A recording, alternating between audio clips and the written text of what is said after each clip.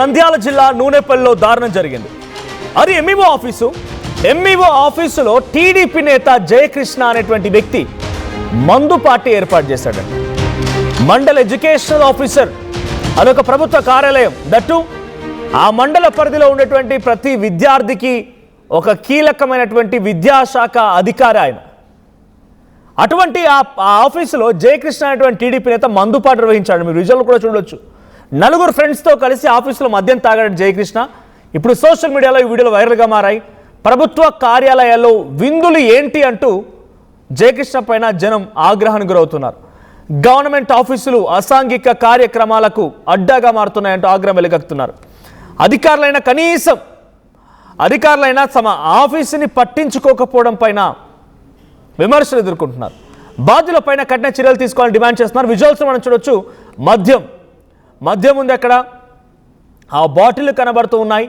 మద్యం బాటిల్ ఒక మంచి పడక మంచం వేసి పడక మంచం మీద బిర్యానీ స్టఫ్ ఇతరాత్ర వస్తువులు అంతా పెట్టేసుకొని మంచిగా మద్యం తాగుతూ సరదాగా ఎంజాయ్ చేస్తున్నారు. ఇక్కడ కనిపించే వ్యక్తి ఆయనే టీడీపీ నేత జయకృష్ణ.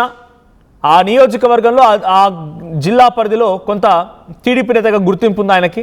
సో నంద్యాల జిల్లా నూనెపల్లిలో జరిగింది దారుణం. ఎంఈఓ ఆఫీసులో డైరెక్ట్గా పడక మంచం వేసి 4 కుర్చీలు వేసి చిందరవందరగా అక్కడ బిర్యానీ ప్యాకెట్స్ కానీ మద్యం సీసాలు కానీ తర్వాత పక్కనటువంటి ఆ సిచ్యువేషన్లో 4 దోస్తులతో కలిసి ఫ్రెండ్స్ ఆ వీడియోలో మనం చూడొచ్చు. అది ఎంఈఓ కార్యాలయం చుట్టూ బిర్యానీ ప్యాకెట్లు మద్యం సీసాలు, ఆ గ్లాసుల్లో మద్యం ఉంది, పక్కనే మద్యం బాటిల్స్ ఉన్నాయి. యథేచ్ఛగా ఇష్టం వచ్చినట్టుగా ప్రభుత్వ కార్యాలయం అనేటువంటి సిగ్గు భయం ఏదీ లేదు, భయం భక్తి ఏదీ లేదు. ఇష్టం వచ్చినట్టుగా అక్కడ ప్రవర్తించినటువంటి తీరు ఆ విజువల్ మనం చూడొచ్చు. ఇది విద్యాశాఖకి ఇచ్చేటువంటి ఒక సరైనటువంటి గౌరవం. విద్యాశాఖ ఆ మండల పరిధిలో ప్రతి అంశానికి సంబంధించినటువంటి విద్యార్థి తమ హక్కులను లేకపోతే తమకు సంబంధించినటువంటి అంశాలని ఈ విద్యాశాఖ అధికారి ఎంఈఓ దగ్గరికి చేరుస్తూ ఉంటారు. అంత పెద్ద కీలకమైనటువంటి కార్యాలయం అది. చదువు చెప్పేటువంటి విద్యార్థుల టీచర్స్కి అందరికీ డైరెక్షన్లు అన్ని వెళ్ళేది ఇక్కడి నుంచే. అటువంటి కార్యాలయంలో మద్యం సీసాలు, బీరు బాటిళ్ళు, బిర్యానీలు, చిందులు, విందులు. సో ప్రజెంట్ ఈ చర్చ జరుగుతుంది. ఒకసారి ఆ వీడియో చూద్దాం. ఆ వీడియోలో ఇంకెటువంటి సిచ్యువేషన్ ఎటువంటి కన్వర్సేషన్ జరుగుతుంది అనేది. హాయిగా కూర్చొని మంచి తీరిగ్గా ఉన్నట్టున్నారు. నిన్న సండే రోజు జరిగినట్టుంది ఈ ఘటన. మంచిగా తీరిగ్గా ఉన్నట్టున్నారు. 4 కూర్చొని 4 వైపులా పడక మంచం ఏమో డైనింగ్ టేబుల్ అయిపోయింది. చుట్టూ 4 చైర్లు వేసుకొని బిర్యానీలు మద్యం సీసాల్లో చూడండి. ఆ విజువల్లో చూడవచ్చు. ఒక ఆయన తన మద్యం గ్లాస్లో నీళ్లు పోస్తూ ఉంటే చాలా హాయిగా ప్రశాంతంగా మంచిగా ఏసీ ఆన్ చేసుకొని ఫ్యాన్లు ఆన్ చేసుకొని, ప్రభుత్వ కార్యాలయం కదా బాగానే ఉంటుంది, అక్కడ కూర్చొని విందు చేసుకుంటున్నారు. ఒకసారి ఆ విజువల్ చూద్దాం.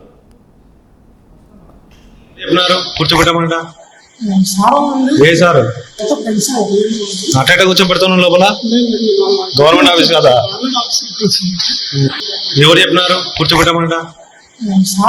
ఏ సార్ అట్ట కూర్చోబెడతాను లోపల గవర్నమెంట్ ఆఫీస్ కదా. ఎవరు చెప్పినారు కూర్చోబెట్టమంట? ఏ సార్ ఇక్కడ ఒక విషయం క్లియర్గా అర్థమవుతోంది. పర్యవేక్షణ లేదు, అధికారుల పర్యవేక్షణ లేదు. ఆదివారం అయినంత మాత్రాన ఇంట్లో ఉంటే సరే. ఇక్కడ ఆఫీస్ ఇంకా కూడా నిర్మాణ దశలో ఉంది, ఇంకా పూర్తిగా హ్యాండ్ ఓవర్ చేయలేదని అధికారులు చెప్తున్నారంట. హ్యాండ్ ఓవర్ చేసినా చేయకపోయినా, హ్యాండ్ ఓవర్ చేయకముందే ఈ స్థాయిలో విందులు జరుగుతున్నాయి, చిందులేస్తున్నారు, అన్ని రకాలుగా పాటలు పాడుతూ ఆటలాడుతూ మద్యం తాగుతున్నారంటే ఇంకా రేపటి రోజున హ్యాండ్ ఓవర్ అయిన తర్వాత పరిస్థితి ఏంటో. సరే ఇక్కడ హ్యాండ్ ఓవర్ అయినా కాకపోయినా ప్రభుత్వం ఆస్తులతోని ప్రభుత్వం యొక్క నిధులతోని కట్టేటువంటి భవనం కదా అది. దాన్ని ఇంత ఇష్టానుసారంగా విందులు చేసుకోవడానికి, మద్యం తాగడానిక ఆ భవనం కడుతోంది. ఆ నిర్మాణ దశలో ఉన్నటువంటి బిల్డింగ్ని మద్యం తాగి చిందులేయడానికి, అక్కడ విందులు చేసుకోవడానిక నిర్మిస్తుంది. కనీస పర్యవేక్షణ లేదు. సెక్యూరిటీ కారణంగా సెక్యూరిటీ సిబ్బంది లేరు అక్కడ. కనీసం ఎవడు పడితే వాళ్ళ లోపలికి వచ్చి ఆ రకంగా ఎంతటి నాయకుడైనా టీడీపీ నేత ఎంత మాత్రాన ఆయనకేం స్పెషల్ రైట్స్ ఉండవు కదా. ఆడికి వచ్చి మద్యం తాగడానికి ఇచ్చిన రైట్ ఎవరిచ్చారు? ఇప్పుడు జయకృష్ణ పైన సర్వత్రా చర్చ జరుగుతోంది. జయకృష్ణ టీడీపీ నేత నూనెపల్లిలో ఈ దారుణం జరిగింది. ఎంఈఓ కార్యాలయంలో మద్యం సేవిస్తూ బిర్యానీ తింటూ విందు చేసుకున్నారు వాళ్ళ దోస్తులతో కలిసి. మా ప్రతినిధి హుసేన్ సిద్ధంగా ఉన్న మరిన్ని అప్డేట్స్తో. హుసేన్, ఏం జరిగింది? అదొక ఎంఈఓ కార్యాలయం. బేసిక్గా స్కూల్లోనే సరస్వతి నిలయంగా చెప్తూ ఉంటారు. ఆ రకంగా గౌరవంగా భక్తితో మాట్లాడేటువంటి సిచ్యువేషన్ నుంచి దానికి ఒక పై స్థాయిటువంటి ఎంఈఓ కార్యాలయాన్ని పూర్తిగా ఒక పార్టీ హబ్ లాగా, ఒక రకంగా చెప్పాలంటే బార్ లాగా మార్చేశారు. మద్యం తాగుతున్నారు, బిర్యానీ తింటున్నారు, అక్కడ విందు చేసుకుంటున్నారు. ఇంతకీ ఆ జయకృష్ణ ఎవరు, ఎందుకు అక్కడ వెళ్ళాల్సి వచ్చింది? దానికి అసలు ఎటువంటి పర్యవేక్షణ లేదా ఆ బిల్డింగ్కి?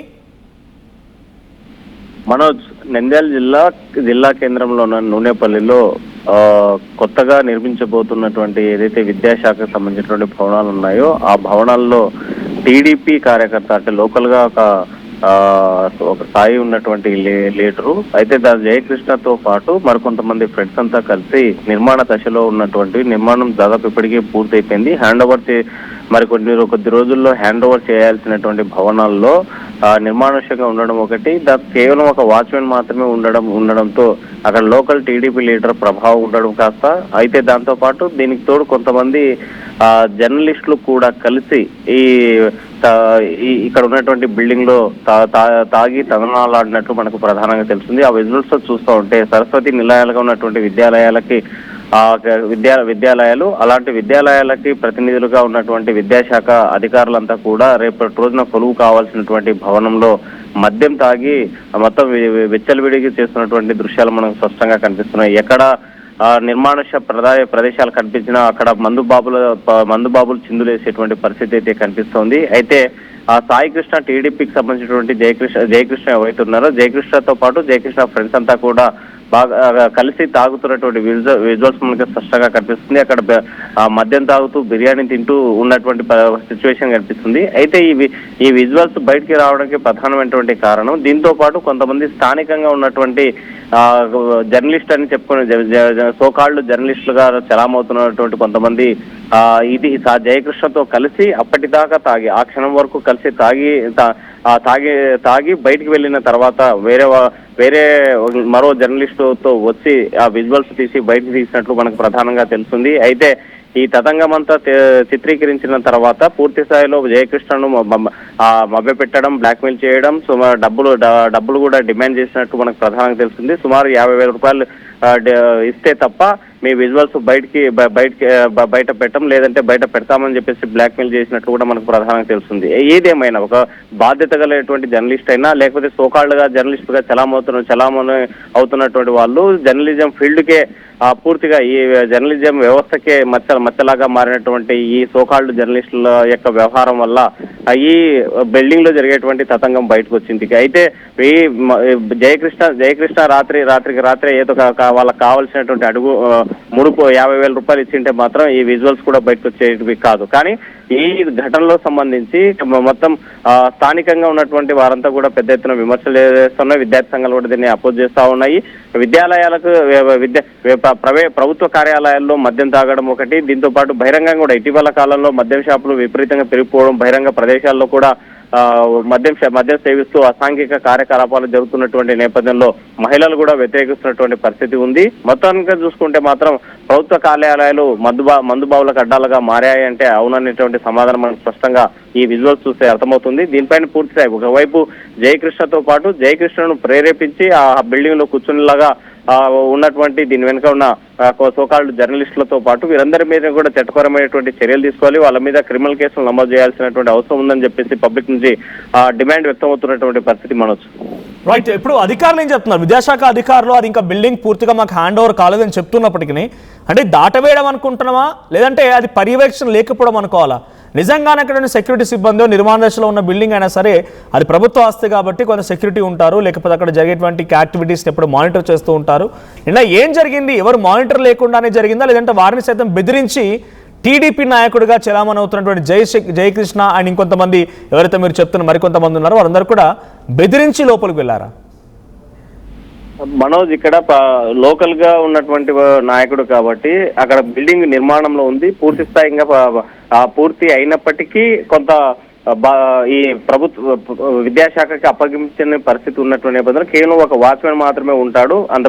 ఆ లోకల్ గా ఉన్నటువంటి లీడర్ ప్రభావం ఒకటి, దీంతో పాటు మేము జర్నలిస్టులము కూర్చోవడానికి ఏం కాదులే అని చెప్పేసి ఆ వాచ్మెన్ ని మభ్యపెట్టడం, అతను బెదిరించడం వల్లే తను కాదనేటువంటి పరిస్థితుల్లో అక్కడ వాళ్ళకి అనుమతించాల్సి వచ్చింది. ఒకవేళ అడ్డుకునేటువంటి ప్రయత్నం చేస్తే లోకల్గా ఉన్నటువంటి నాయకుడు ఉన్నటువంటి చిన్న కొలువు అక్కడ పని చేసుకుంటాడు, రోజువారీ కూలీగా ఉంటాడు, వాచ్మెన్ గా ఉన్నటువంటి వ్యక్తిని మరి ఆ ఉపాధి పోతుందనేటువంటి భయంతో కూర్చోబెట్టాల్సి వచ్చిందని చెప్పేసి మనకు స్పష్టంగా కనిపిస్తుంది. ఎందుకంటే తను మాట్లాడేటువంటి విజువల్స్ ఇక్కడ ఏవో కూర్చోబెట్టంటే ఏదో సార్ చెప్పాడు కూర్చోబెట్టాను, ఏ సారు చెప్పాడు అనేటువంటిది అతను బయటికి చెప్పలేకపోయినప్పటికీ అతనికి ఉద్యోగ భద్రత కావాలి అనేటువంటి ఉద్యోగ భద్రత చూసుకున్నాడు. తప్పని పరిస్థితుల్లో వాళ్ళ లోకల్ గా ఉన్నటువంటి నాయకుడి ప్రభావంతో పాటు కొంతమంది సోకాళ్ళు జర్నలిస్టులుగా చలమవుతున్నటువంటి వాళ్ళు మరి ఇంకేదైనా ఇబ్బంది పెడతారనేటువంటి భయంతోనే వాచ్మెన్ అనుమతించినట్టు తెలుస్తుంది. అయితే దీని మీద విద్యాశాఖ అధికారులు కావచ్చు, లేకపోతే బిల్డింగ్ నిర్మాణంలో ఉన్నటువంటి కాంట్రాక్టర్ తో పాటు దాని బాధ్యత ఉన్నటువంటి అధికారులు కూడా తప్పనిసరిగా సెక్యూరిటీ పెట్టాల్సినటువంటి అవసరం ఉంది. ఒకవేళ మనం మద్యం దాగి వెళ్ళిపోయితే సమస్య లేదు,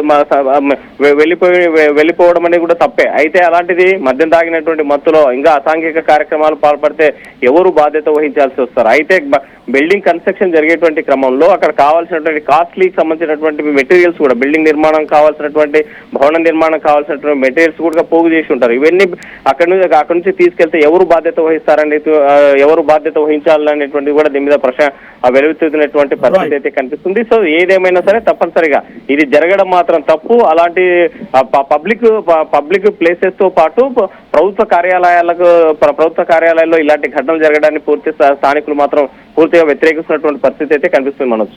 థ్యాంక్ యూ హుసేన్.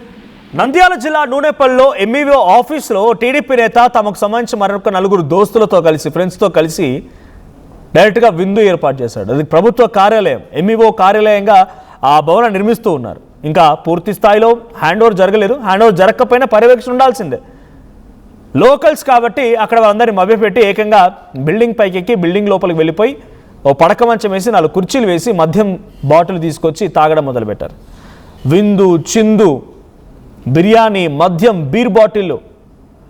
ప్రభుత్వ కార్యాలయం, ప్రభుత్వ ఆస్తి, అది ప్రజల ఆస్తి. ఇక్కడ మనం ఎటువంటి కార్యక్రమాలకు పాల్పడకూడదు అని చెప్పేటువంటి ఇంకిత జ్ఞానం కూడా లేకుండా టీడీపీ నేత జయకృష్ణ చేసినటువంటి ఈ నిర్వాకం చర్చ జరుగుతోంది. జయకృష్ణ మందు పార్టీ చేసుకున్నాడు.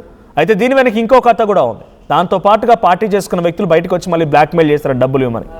ఈ వీడియో రికార్డ్ చేసి డబ్బులే కనుక ఇచ్చుంటే వీడియో కూడా బయటకు వచ్చేది కాదు. డబ్బులు ఇవ్వలేదు కాబట్టి వీడియో బయటకు వచ్చిందనేది మా ప్రతినిధి హుసేన్ చెప్తున్నట్టుగా తెలుస్తోంది. సో ప్రజెంట్ ఏదేమైనా ఒక ప్రభుత్వ కార్యాలయంలోనే ఇంతలా యథేచ్ఛగా మద్యం సేవిస్తూ వీడియోలు లైవ్లో పట్టుబడ్డారంటే వీళ్ళు ఎటువంటి విధంగా శిక్షించాలి. అట్ ది సేమ్ టైం నాకు తెలిసి మీ చుట్టూ ఉన్నటువంటి ప్రాంతాల్లో కూడా ప్రభుత్వ స్కూళ్ళలోనో ప్రభుత్వ ఆసుపత్రుల్లోనో చాలా రూరల్ ఏరియాస్లో గ్రామీణ ప్రాంతాల్లో ఎక్కువగా ఇటువంటి కార్యక్రమాలు జరుగుతుంటాయి. కొంతమంది చిల్లర వెధవలు, కేటుగాళ్ళు రోడ్లపైకి వచ్చి ఇష్టానుసారంగా వ్యవహరించే వాళ్ళు రాత్రి వాటిని అడ్డాగా మార్చుకొని మద్యం సేవిస్తూ ఉంటుంటారు. సో మీ చుట్టూ అటువంటి ఏదైనా సమస్య కనుక ఉంటే డెఫినెట్గా ఇటువంటి ఇటువంటి 4-5 సార్లు వీళ్ళ యొక్క మొహాలు బయట చూపించి సమాజంలో వీళ్ళు చేస్తున్నటువంటి ఈ పిచ్చి వేషాలని పబ్లిక్కి చూపిస్తే కానీ వీళ్ళు మానుకోలేరు.